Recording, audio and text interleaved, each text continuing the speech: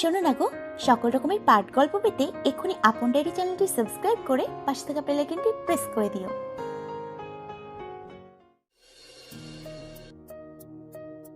কথাটা বলতে বলতে রিম চেনটা খোলা শুরু করলো। স্পর্শ হাত ভাঁজ করে দাঁড়িয়ে বলল, তাহলে ওটা নিহাকে দিয়ে দেবো। বেচারির এই কিছুই গিফট করা হয় না তেমন। রিমঝিম চোখ বড় করে বলল, না থাক, চাচি তো এটা আমাকেই দিয়ে দিয়েছে, তাই না? থাক, এটা আমি রাখি। তোমার ইচ্ছা। বাস এসে গেল। রিমের মনে হলো কেন এত জলদি আসলো বাসটা। সে মন খারাপ করে ব্যাগটা ধরে বলল, আচ্ছা যাই তাহলে। স্পর্শ আরেকদিকে মুখ করে দাঁড়িয়ে আছে। রিম চুপ করে বাসে উঠে গেল। তাই বাসটা চলে যাচ্ছে। স্পর্শ মুখটা গম্ভীর করে বাসটা চলে যাওয়া দেখছে। রিম জানালার পাশের সিটে বসে আছে, মন তার স্পর্শর দিকে। একবার কি দেখবো? রিম জানলা দিয়ে মাথা একটু বের করে পিছনে তাকালো। স্পর্শ এক দৃষ্টিতে তাকিয়ে আছে বাসের দিকে। রিমকে এভাবে উকি দিতে দেখে সে সরে গেল সেখান থেকে। যেতে যখন এতই খারাপ লাগছে তখন যাওয়ার মানেটা কি বুঝি না তো আমি।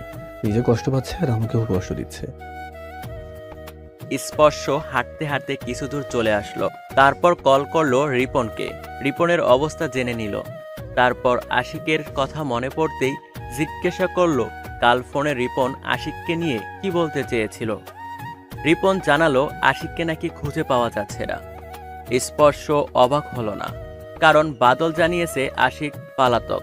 জাকির চাচা থেকে বাঁচতে গা ঢাকা দিয়েছে সে।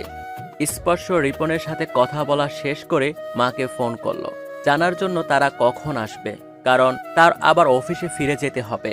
লাঞ্চ ব্রেকে এসেছিল জাস্ট। মায়ের ফোন আবার রিসিভ করছে না। সে জানালো তারা রওনা হয়েছে। স্পর্শ বাসার চাবি নিয়ে চাচাকে দিতে গেল, কারণ এতক্ষণ ওয়েট করার সময় নাই তার কাছে। অফিসে লেট হলে আবার 100 কৈফিয়ত দিতে হবে তাকে। কলিং বিলের আওয়াজ শুনে চাচা চাচিকে বললেন, এ সময় কে আসতে পারে? তারা চা খাচ্ছিল তখন। চাচি চায়ের কাপটা টেবিলের উপরে রেখে দিয়ে দরজা খুললেন। স্পর্শকে দেখে তার মুখে হাসি ফুটল। মুস্কি হেসে ওকে ভিতরে আসতে বলল, না চাচি, আমি অফিসে যাব না, চাবি রাখো। মা আখি আসছে, ওরা আসলে ওদের হাতে দিও। চাচা এগিয়ে এসে বললেন, রিমের কথা জানো? না জানে না, আর জানবেও না। তোমরা কিছু বলো না। রিমের মা অসুস্থ বলে সে মাত্র তার বাসায় ফিরে গেছে। বাসা খালি এখন। ও ঠিক আছে। স্পর্শ চলে গেল তার কাছে। রিমঝিম তার বাসার দরজার কাছে এসে দাঁড়িয়ে আছে। এমন সময় সে এসেছে, এখন বাসার ভাইও আছে। নিজেকে শক্ত করে সে কলিং বেলে চাপ দিল। 5 মিনিট পর তামিম এসে দরজা খুলল। প্রথমে তার মুখ গোমরা থাকলেও হুট করে রিমকে দেখে সে উজ্জ্বল করে এক হাসি দিল। তারপর দৌড়ে এসে রিমকে জড়িয়ে ধরল। রিম ওকে ধরে স্বস্তির নিঃশ্বাস ফেলে চুপ করে আছে। এতটা দিন পর আদরের ভাইটাকে দেখে ভালো লাগারই কথা। কে এসেছে রে তামিম? মা রান্নাঘর থেকে চেয়ারের টেরেটা টেবিলের উপরে রেখে মেন দরজার দিকে চেয়ে রিমকে দেখে অবাক হলো। তাই দৌড়ে কাছে এসে ওকে ঝাপটে ধরে কেঁদেই ফেললেন।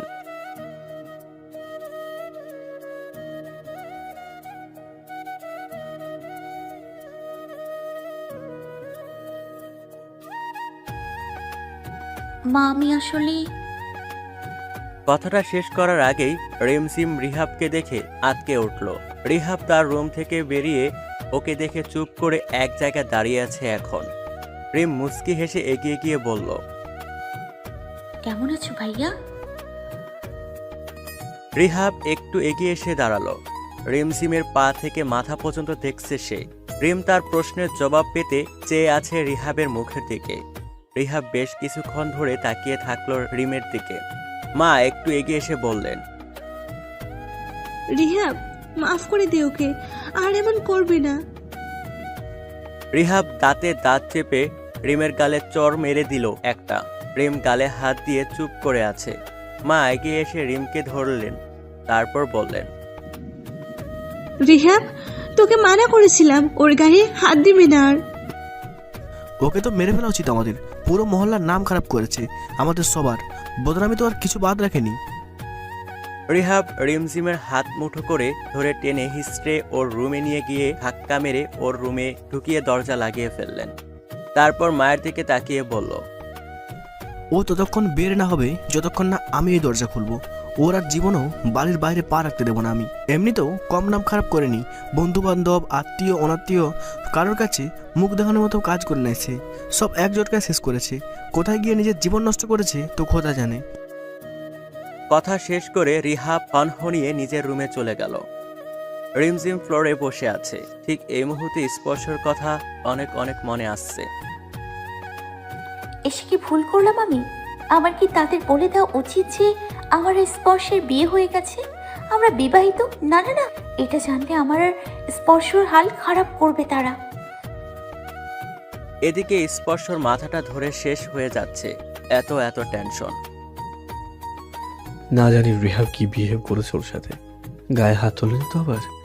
রিমকে আমাকে সত্যিটা বলবে? একবার ফোন দেবো। ভাবতে ভাবতে স্পর্শ রিমকে শেষমেশ কলটা করেই ফেলল। অনেকক্ষণ কলিং হয়ে তারপর রিম রিসিভ করেছে। ওর হ্যালো শুনে স্পর্শ পাকা শিওর হয়ে গেছে রিম কাঁদছিল এতক্ষণ। কি করছো? বসে আছি। ফ্লোরে? আপনি জানলেন কি করে? কারণ আমার বউ সবসময় ফ্লোরে বসেই কাঁদে। রিম চমকে গেল কথাটা শুনে। তারপর কিছুক্ষণ চুপ থেকে তারপর বলল, আপনার আম্মু, আখি আপু আর নেহা আপু গেছে? আসতেছে পথে এতক্ষণে মিমি চাচার বাসায়। আচ্ছা। রিহাব মারেনি তো? না। জানি সত্যি বলবে না, নিজের খেয়াল রেখো। হুম। একটা কথা মনে রাখবে, কি? ইস্তিয়াক স্পর্শের একমাত্র বউ তুমি। মানতাম। মানবে, তুমি লিগালি আমার ওয়াইফ। ওই রিহাব ব্যাটারে ভালো মতো বুঝিয়ে দিবা, আর নয়তো থাকো। তুমি বোঝাতে গেলেও তোমার গায়ে হাত তুলবে। বরং বিষয়টা আমি হ্যান্ডেল করব। ঠিক আছে, বাই। বাই। স্পর্শ অফিসের কাজ সেরে বাসায় ফিরছে। মা জানালো তারা চাচার বাসায়। ও যেন ওনাদের নিয়ে বাসায় ফিরে। স্পর্শ তাই এখন চাচার বাসায় যাচ্ছে।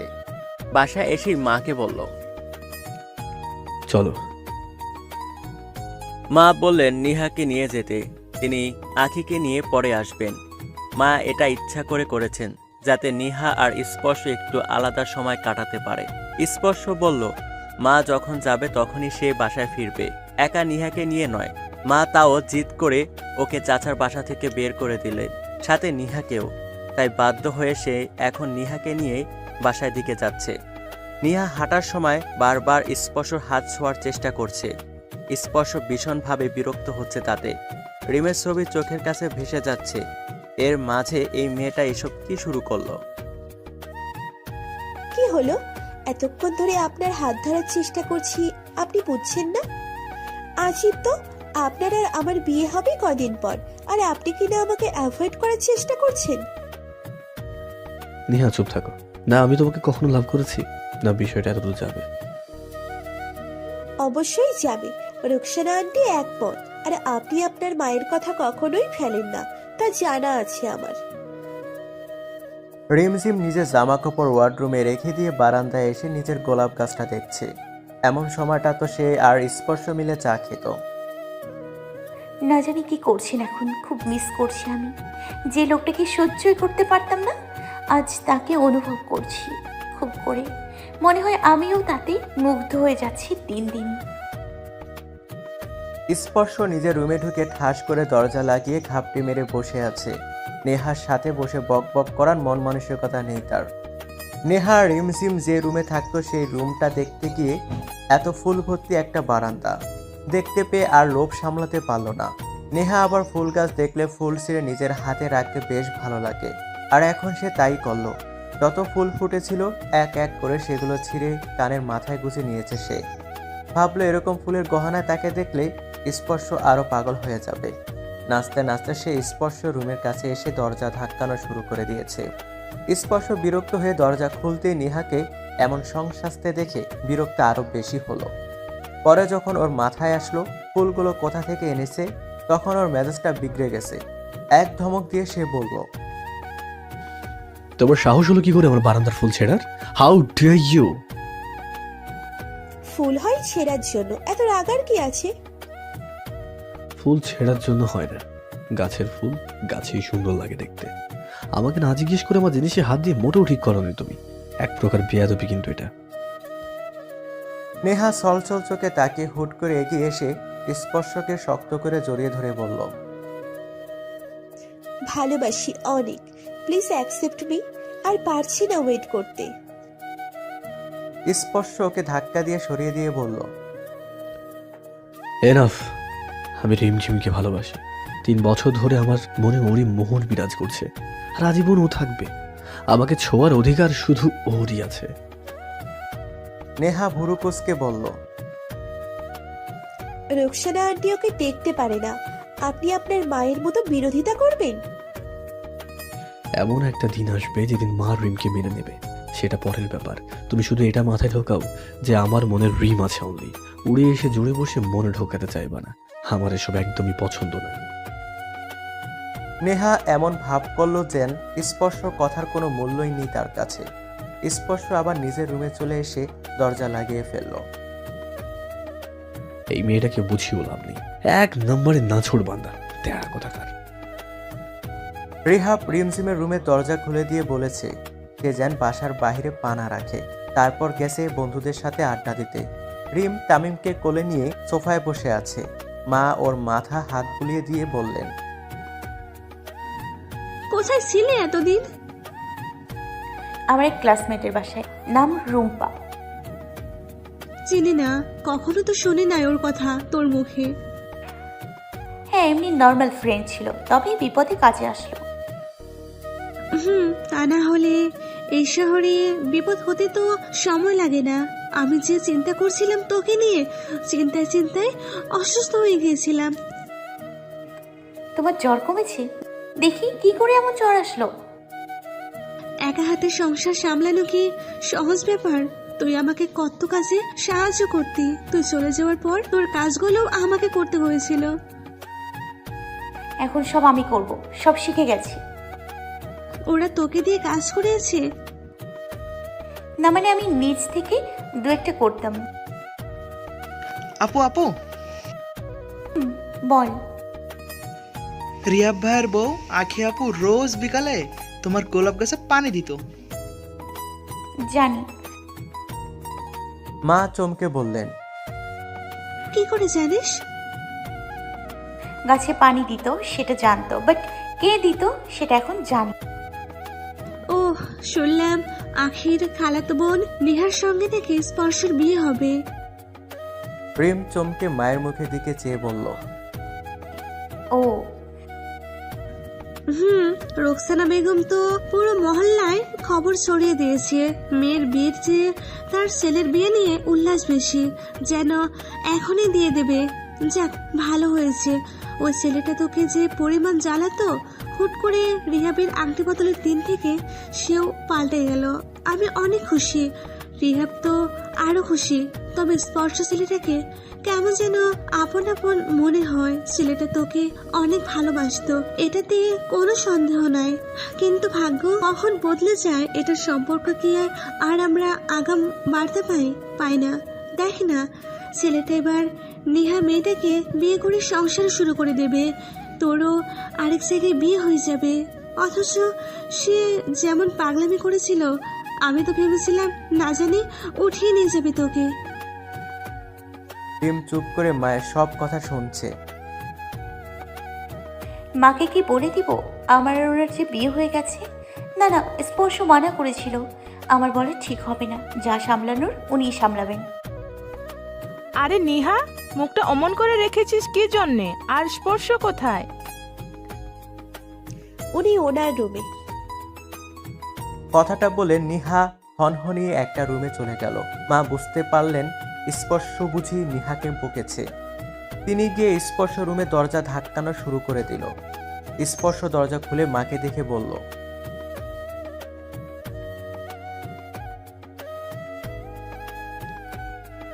মা ভিতরে ঢুকে পিছন ফিরে আখির দিকে চেয়ে বললেন, তুই যা নিহার সাথে গল্প কর, আর পারলে নাস্তা বানা, সবাই মিলে খাবো। আচ্ছা। আখি চলে যেতেই মা স্পর্শ দিকে গম্ভীরভাবে তাকালো, তারপর বললেন, নিহার সাথে খারাপ আচরণ না করলেই নয়। মা, ও বেশি বেশি করে। তুমি তো জানো আমি ওকে ভালোবাসি না, ভালোবাসা দূরে থাক, পছন্দও করি না। তাহলে কেন বারবার আমার পিছনে লেগে থাকে?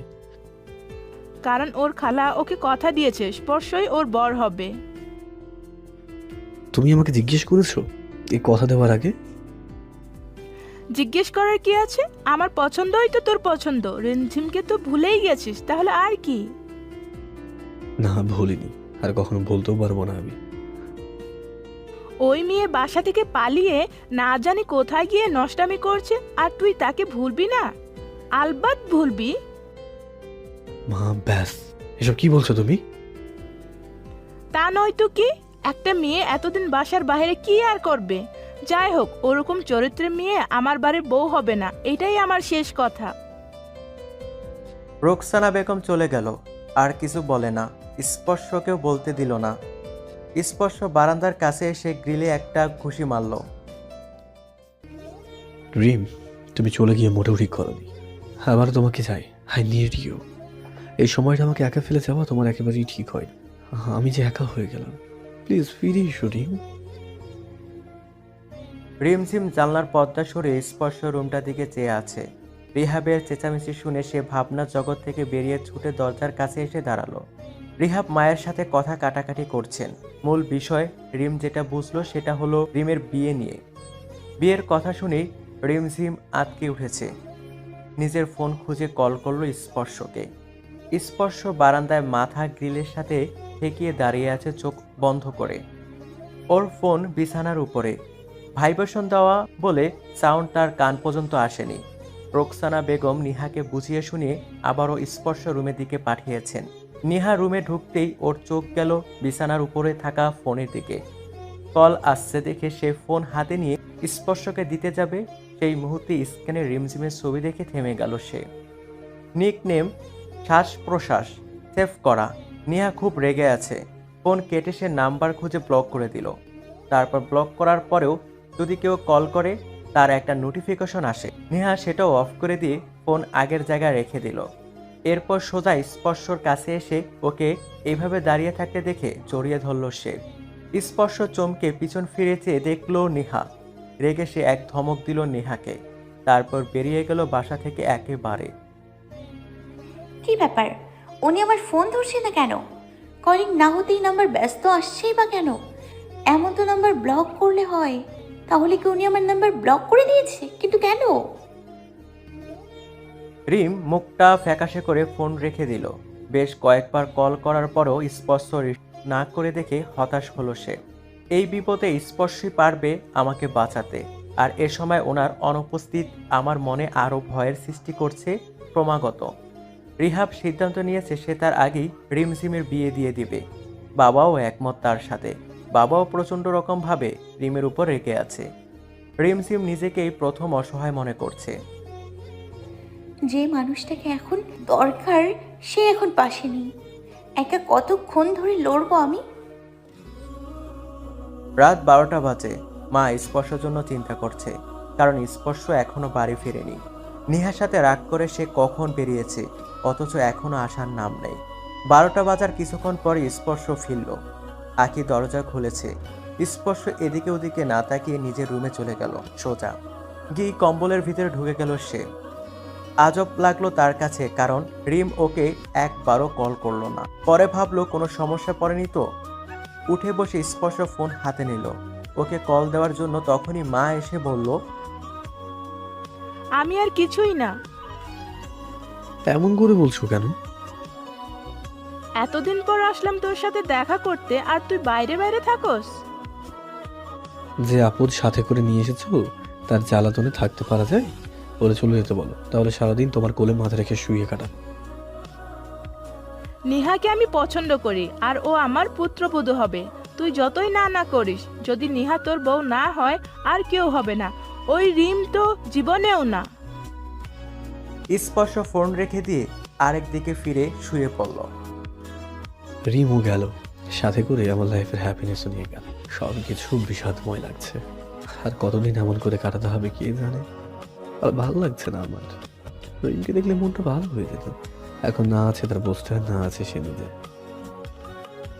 রিম মন খারাপ করে হাতে ফোনটা নিয়ে উলট পালট করতে করতে বাসার সামনে রোডটার দিকে তাকিয়ে আছে। স্পর্শ একবারও কল ব্যাক করেনি।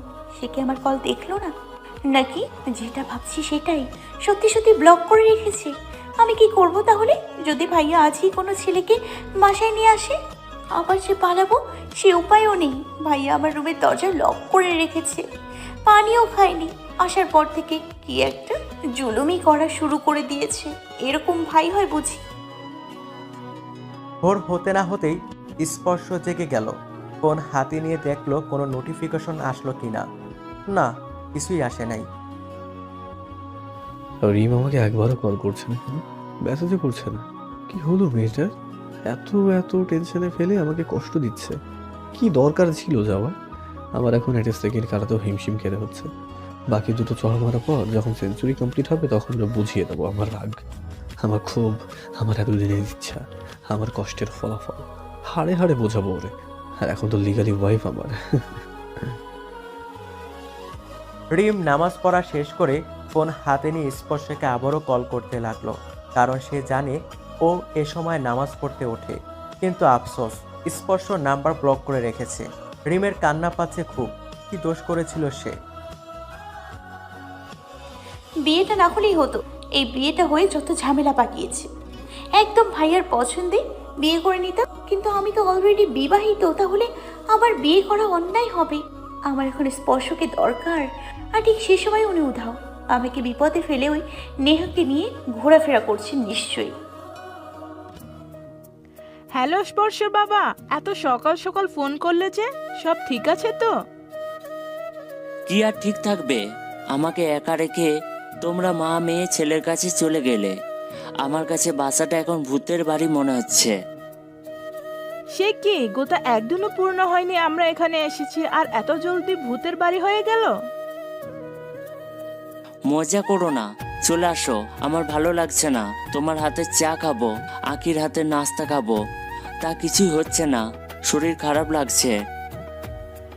হ্যাঁ, আমিও ভাবলাম আজ ফিরে যাব, কারণ স্পর্শ ফ্ল্যাটটা পুরো ফাঁকা। বসার জন্য চেয়ার কয়েকটা, বিছানাও নেই। নিচে তোষক বিছিয়ে শুতে হয়। সব কেমন খালি খালি। আমরা আজ বিকালেই ফিরে আসব। আচ্ছা, আসো আসো, সেটাই ভালো হবে। ঠিক আছে, রাখছি।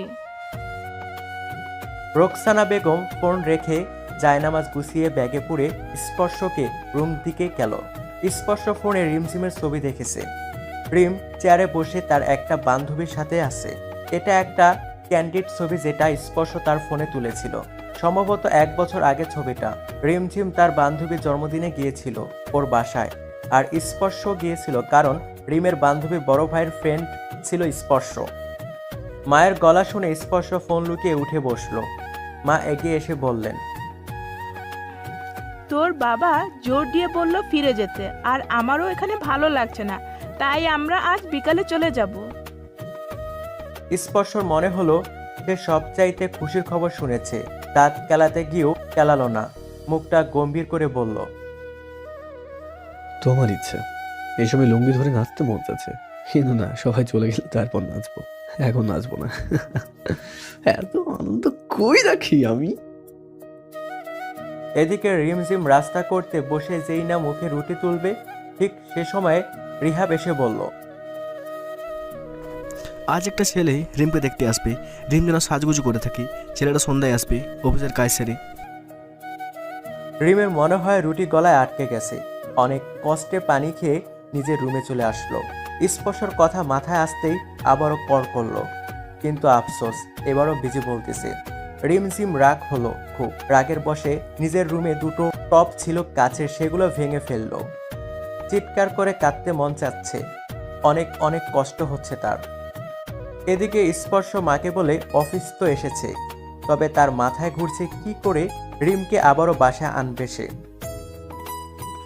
আনলেও তাকে সারপ্রাইজ দিয়ে বরণ করব। আমার বউ পুনরায় আমার বাসায় ফিরবে। কিন্তু যদি রিম না ফেরে তখন? স্পর্শ মনে মনে প্ল্যান করছে কি করলে ঠিক হবে আর কি করলে ভুল হবে। তারপর ভাবলো রিমকে কল করে খুশির খবর জানিয়ে দেই। কাল থেকে কথা হয়নি। ফোন হাতে নিতে রিপনে কল দেখে সে অবাক হলো কিছুটা। আবার কোনো বিপদ পড়ল না তো রিপন? সন্ধ্যা হতে আর 1 ঘন্টা বাকি। রিম কাঁদতে কাঁদতে শেষ। আজ আর তার কান্না ছাড়া উপায় নেই। নিজেকে এত একা মনে হচ্ছে। ফুলের টপ একটা অর্ধেক ভেঙেছে শুধু। রিমঝিম বেশ কিছুক্ষণ ধরে সেই ভাঙা অংশটার দিকে নজর রাখছিল। রাগ আরও বাড়তেই এগিয়ে এসে সেই টুকরোটা ভাঙতে গেল, কিন্তু দুর্ভাগ্যবশত এবার তার হাত খারাপভাবে কেটে গেল। ওই অংশটা সুতি। মাঝ বরাবর ধারালো কাছের কোনা খাড়া হয়েছিল। অন্ধকারের মাঝে রিম খেয়াল করেনি। তার মাথায় তো সব রাগ এসে জমেছিল। খেয়াল করবেই বা কি করে? মা জোর করে কমলা রঙের একটা সুতির শাড়ি পরিয়ে দিয়েছেন।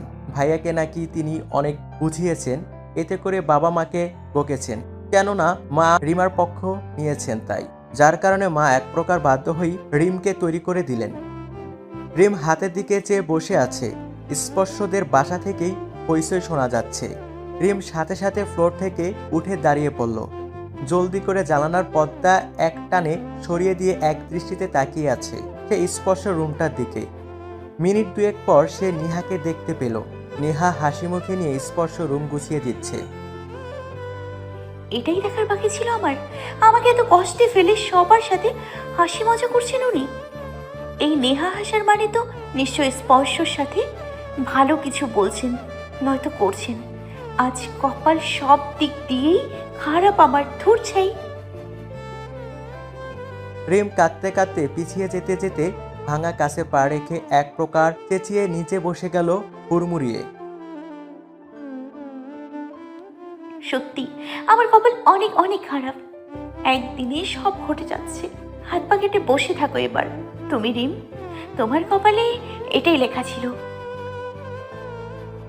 নাকের পানি চোখের পানি সব এক হয়ে যাচ্ছে।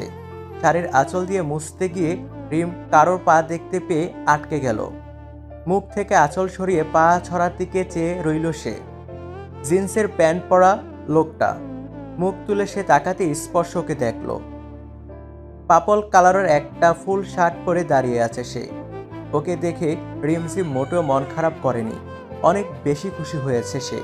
তবে মনের ভিতরে চাপা কষ্টের আঘাত। আপাতত সে খুশি ভুলে রেগে আছে ওর উপরে। রাগে উঠে দাঁড়াতে গিয়েও পারল না। নিচে বসে থেকে এক দৃষ্টিতে স্পর্শর দিকে তাকিয়ে থাকলো সে। এটা স্বপ্ন নাকি বাস্তব? স্পর্শ কি সত্যি এসছে? আমার রুমে ঢুকেছে কি করে? ভাইয়া তো দরজায় তালা মেরে রেখেছেন, তাহলে কি বারান্দা দিয়ে? স্পর্শ পায়ে থাকা শু দিয়ে সামনে কাছের টুকরোগুলো সরিয়ে নিচে বসলো রিমের সামনে। তারপর 2 হাত দিয়ে রিমের মুখটা ধরার আগেই, ওকে ছোঁয়ার আগেই রিম তার রক্তমাখা হাতে সব সময় যেটা করে সেটাই করে ফেলেছে এখন। চর মেরে দিয়েছে। গনে গনে 2টো, অবশেষে 100 এর ঘর পূরণ হলো। তবে এটা নিয়ে আনন্দ উল্লাস করার মতো মুডে এবং পরিস্থিতি দুটোর একটাও স্পর্শ নেই। রিমঝিম তো একদমই নেই। স্পর্শ মনের ভিতরে কষ্টের ফুলকি দিচ্ছে, আর রিমঝিম মনের ভিতরটা ক্রোধ। রিম চর মেরে নিজের ব্যথা পেয়েছে কাটা হাতে। স্পর্শ থেকে চোখটা নামিয়ে সে ছলছল চোখে নিজের হাতটা দেখল। তারপর আবারও তাকিয়ে কাঁপা কাঁপা গলায় বলল, খুব ভালো লাগছে আপনার না আমাকে এই অবস্থায় দেখে? নেহাকে পেয়ে সব তো ভুলে গেলেন, ইভেন আমাকেও। আমাকে একা এমন পরিস্থিতিতে লড়তে ছেড়ে দিলেন আপনি। আপনি মানুষটা খুব খারাপ। কতবার ফোন করেছি আপনাকে, একবারও কি চেক করেননি? করবেনই বা কেন? নাম্বার তো ব্লক করে রেখে দিয়েছিলেন। আমার প্রয়োজন ফুরিয়ে গেছিল বুঝি? তাহলে এতটা বছর ধরে নাটক কেন করলেন? যে সময়টায় আমার আপনাকে সবচাইতে বেশি দরকার ছিল, সেই সময়টায় আপনি উধাও। অন্তত কল ধরে বলতেন আপনি আপনার মায়ের অমতে গিয়ে আর আমাকে কোনো হেল্প করবেন না। বিয়েটা আপনি একবার নিজেই অস্বীকার করতে প্রস্তুত। কিছু বলছেন না কেন? এই আপনার ভালোবাসা? এখন আর এসছেন কি জন্য? রিমঝিম, তোরই হয়নি, তোর ভাইয়া ছেলেটাকে নিয়ে এসে গেছে। চুল ঠিক করিসনি? আমি দেখেছিলাম। চুল ঠিক করে আয়, আমি নাস্তা বানাচ্ছি। রিম মায়ের কথা শুনে মাথায় হাত দিয়ে কাঁপতে থাকলো। হুট করে কাঁপুনি শুরু হয়ে গেছে তার। এতটাই অসুস্থ সে, কাঁপতে কাঁপতে জ্ঞান হারিয়ে ফেললো এক সময়। কি হলো মা, রিমকে তৈরি করে রাখুন আগার থেকে, এত দেরি করছো কেন? রিহাবের কেমন একটা সন্দেহ হতেই দরজার দিকে তাকালো সে। দরজা তো লক করা, পালানোর কোনো চান্স নেই। সমস্যা হলো এত দেরি কেন করছে সে? এত কিছু সাজগুজ, অবস্থা নির্ঘাত, ঘালকালামি করে বসে আছে হুদাই। যা বুঝলাম ওকে টেনে হিঁচড়ে আনতে হবে আজ। নিশাদ যদি ওকে পছন্দ করে তাহলে আজই আংটি বদল করিয়ে দেবো। নিশাদ বলেছে ওর পছন্দের পরিবারের পছন্দ, তাহলে আর দেরি করবো না। রিহাব, চিন্তা করিস না, আমি নাস্তা বানিয়ে ফেলেছি, এখন যাচ্ছি রিমকে আনতে। আর তোর বাবা কখন আসবে জানিস? বাবা তো বলেছিল 7টার আগেই আসবে, এখন 7টা বাজতে চললো, অথচ বাবার আসার নামই নেই। মা রিহাবের থেকে দরজা খোলা চাবি নিয়ে দরজা খুললেন। পুরো রুম অন্ধকার, কালো ঘুটঘুটে হয়ে আছে। মা চমকে লাইট জ্বালালেন। ও মা, রুমে রিমঝিম নেই। মায়ের পেটে মোচড় দিতেই দৌড়ে বাথরুমে চেক করতে গেল তিনি। সেখানেও রিম নেই। নিচে ফ্লোরে কাঁচ ভেঙে চুরে পড়ে আছে। আশ্চর্য ব্যাপার, রিমঝিম কোথায়? রিহাব রিশাদকে বসিয়ে এগিয়ে আসলো বিষয়টা দেখার জন্য। মায়ের মুখ দেখে আরো পুরো রুম ফাঁকা দেখে সে বুঝে গেল রিম পালিয়েছে আবার। রেগে মেগে সে বেরিয়ে গেল রুম থেকে। মা আঁচল মুখে দিয়ে কান্নাকাটি শুরু করে দিল। রুম থেকে কি করে উধাও হতে পারে সে? কি রে স্পর্শ, তুই না আমাদের সাথে বাসায় এলি, এখন কোথায় গেলি আবার? ফিরছিস না কেন? মা সরি, আমার অফিসের বস আমার ছুটি ক্যান্সেল করে দিয়েছে, যার কারণে আমি উত্তরায় ফেরত যাচ্ছি আবার। ও মা, সে কি? একবার বলে যেতি, আমি তোর জন্য রান্না বান্না শুরু করে দিয়েছিলাম। মা কথার ছলে সামলে নিহাকে হাউমাউ করে কাঁদতে দেখে কথা থামিয়ে চোখ বড় করে জিজ্ঞাসা করলো নিহাকে যে ও কেন কাঁদছে। নিহা কেঁদে কেঁদে বলল, ভাইয়া আমাকে চর মেরেছে। তোমার এই নারী নির্যাতনকারী ছেলেকে আমি বিয়ে করব না। কত বড় সাহস আমার গায়ে হাত তোলে। ওনাকে ভালো ভেবেছিলাম আমি, উনি যে এত খারাপ আগে জানতাম না।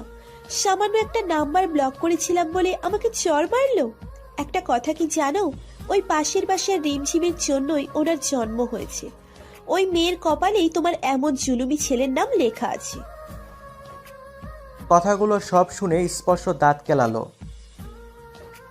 আসলে নিহা কিন্তু ঠিক বলেছে, আমি রিমঝিমের জন্যই। রিম আমার হাতে চড় খেয়েও টু শব্দ করেনি, আর 2 দিনে নিহা কিনা এত বিষম খেলো। যাক, চড়টা খাওয়ায় 1 ঢিলে 2 পাখি মারা গেল। এবার ফিলিং হ্যাপি হ্যাপি মনে হচ্ছে। রাগের বসে মানুষ সত্যি কথা বলে, নিহাও তাই বলেছে।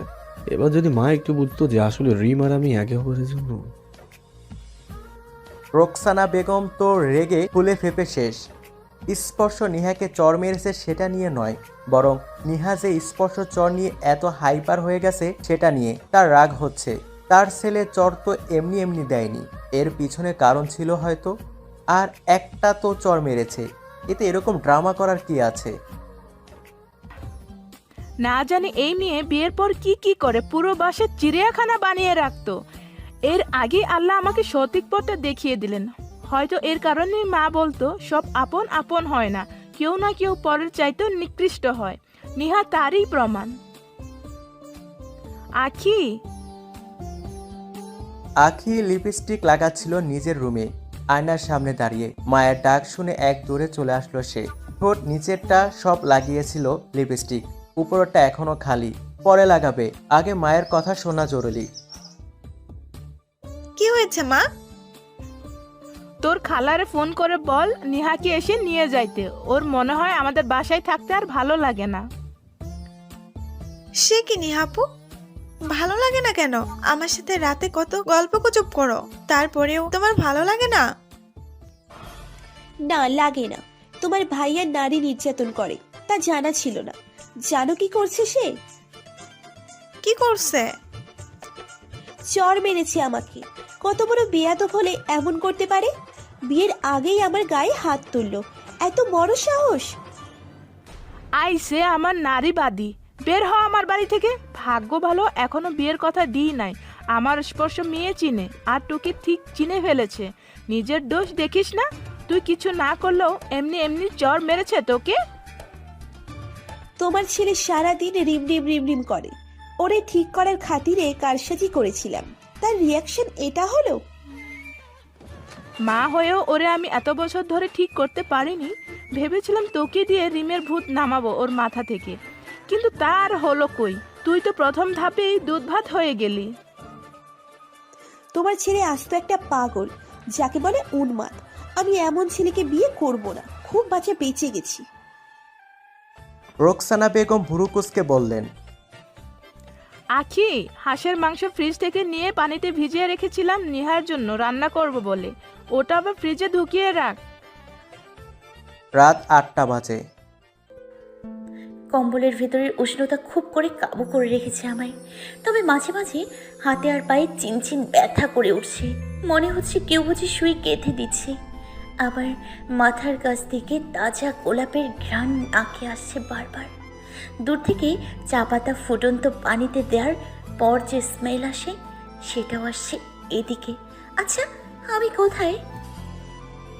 চোখ খুলল রিম। মাথার উপরে ক্রিম কালারের ছাদ। কিন্তু আমার বাসার ছাদ তো পেস্ট কালারের, তাহলে এটা কার বাসা? মাথা ধরে রিম উঠে বসলো। গা থেকে লাল রঙের কম্বলটা সরিয়ে পা ধরে দেখতে গেল সে। পায়ে ব্যান্ডেজ আর হাতেও। চোখ ডলে এদিক ওদিকে তাকিয়ে রুমটা চিনতে পারল রিম। আমি তো মনে হয় স্পর্শ রুমে, কিন্তু আমি তো আমার বাসায় ছিলাম। তখন স্পর্শ আসলেন। তারপর কি হলো? আমি ওনাকে বকছিলাম, মা বলল রেডি হতে। রিয়া ভাই ওই ছেলেটাকে নিয়ে এসে গেছে। তারপরে কি হলো? তারপরে আপনি জ্ঞান হারালেন, আর আপনাকে আনতে আমার একটু বেশি কষ্ট হলো। আপনি আমাকে এখানে এনেছেন কি করে? সে বিরাট বড় কাহিনী। আপাতত নাও, চা খেয়ে শরীর চাঙ্গা করো। রিম চায়ের কাপের দিকে চেয়ে ভ্রুকুসকে বলল। চাঙ্গা হয়ে কি হবে? স্পর্শ নিজের চায়ের কাপ নিয়ে তোষকের উপরে বসে গিয়ে বলল, সেটাও পরে বলবো, আগে চাটা তো খাও। গোলাপের ঘ্রাণ আবারও আসতে দেখে রিম পিছনে ফিরে তাকালো। একটা ইয়া বড় তোড়া, সম্পূর্ণ গোলাপের, মিডিয়াম সাইজের। রিম হাত বাড়িয়ে গোলাপের তোড়াটা ছুলো। তারপর আবার স্পর্শ দিকে তাকিয়ে কিছু বলতে যাওয়ার আগেই স্পর্শ ওর হাতে চায়ের কাপ ধরিয়ে দিয়ে বলল, নিন, খেয়ে নিন, তারপর সব কথা হবে। মা আর রিয়া ভাই আপনাকে কিছু বলেনি? চা না শেষ করলে আমি সে ব্যাপারে কিছুই বলবো না তোমায়। রিম এক প্রকার বিরক্ত নিয়ে চা শেষ করার প্রতিযোগিতায় নেমে পড়েছে। তা খেতে খেতে দারুণ এক অনুভূতির সাথে পরিচয় হলো তার আজ।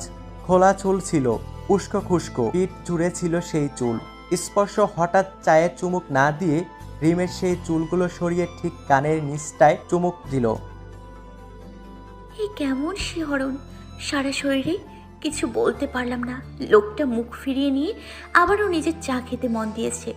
5টা সেকেন্ড কি থেকে কি করে ফেললো, না আগাম জানতাম, না ভেবেছিলাম এমন সিচুয়েশনে লোকটা এমন করতে পারে।